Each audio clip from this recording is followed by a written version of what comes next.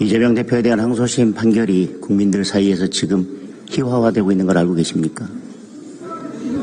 언론 보도에 나온 부분은 체크하고 있습니다. 그렇다면 법리적 논리적으로 국민들이 납득하기 어렵다는 뜻일 텐데요.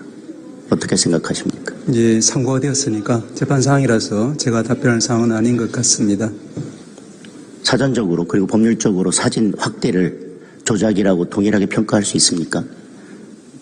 마찬가지로 재판 사항에서 잘 다뤄질 것으로 봅니다.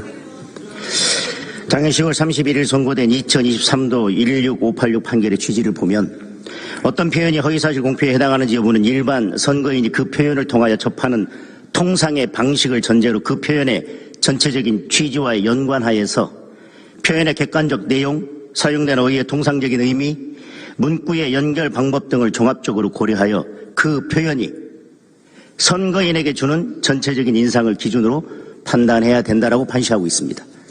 알고 계십니까? 그 판례는 알고 있습니다.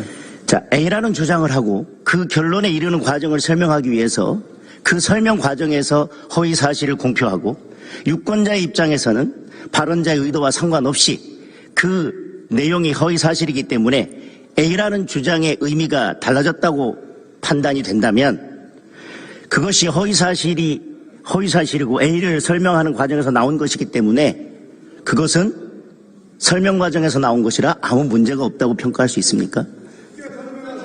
의원님의 말씀 취지는 잘 알겠습니다만은 구체적인 사정과 맥락에 따라서 여러 가지 평가가 가능하기 때문에 거기에 대해서 유권자는 그 발언 때문에 전체적으로 그 발언의 취지가 허위라고 판단을 하는데 그 내용을 빼고 그것은 설명하는 과정에서 나온 것이기 때문에 아무런 문제가 없다고 평가해도 되느냐고 물었습니다. 예, 제가 여기서 구체적인 내막을 모르고 또 맥락을 모르고 답변하는 사항은 아닌 것 같습니다. 자, 백현동 사건의 핵심은 옹벽 아파트 인허가 과정에서 특혜가 있었는지 여부입니다.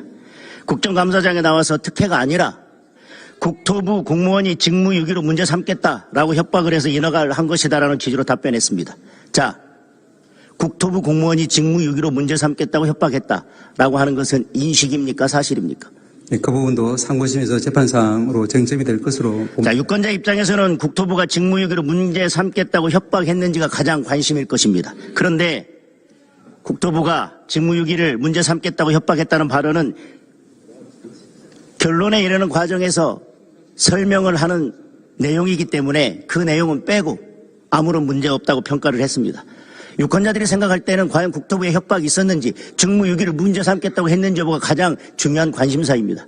대법원 판결에 의하면 그것을 중심으로 판단하라고 하는데 그것을 빼고 지금 항소심에서 판단을 했습니다.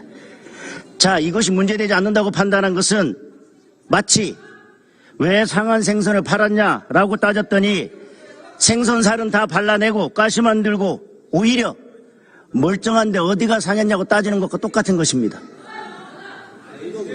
대법원에서 이 판결이 반드시 바로 잡혀야 된다는 말씀을 드립니다. 조희대 대법원장도 633 원칙을 강조했습니다. 예. 그걸 지킬 의지가 있으십니까? 예, 저희들을 지키기 위해서 노력을 하고 있다는 말씀을 드릴 수 있습니다. 1심에서 유죄가 났고요. 항소심에서 전부 무죄가 났습니다. 따라서 대법원에서 유죄 취지로 파기가 된다 하더라도 항소심에서는 양형을 정한 바가 없기 때문에 대법원에서 사실상 파기 재판하는 건 쉽지 않을 것입니다. 통상적인 관례에 의하면 맞습니까? 예, 보통 파기 재판은 쉽게 하지 않는다는 그 말씀입니다. 그렇다 하더라도 최대한 신속하게 재판을 해서 대법원에서 633 원칙을 지켜주시기를 바라겠습니다. 예, 상고심에서 잘 판단할 것으로 믿습니다.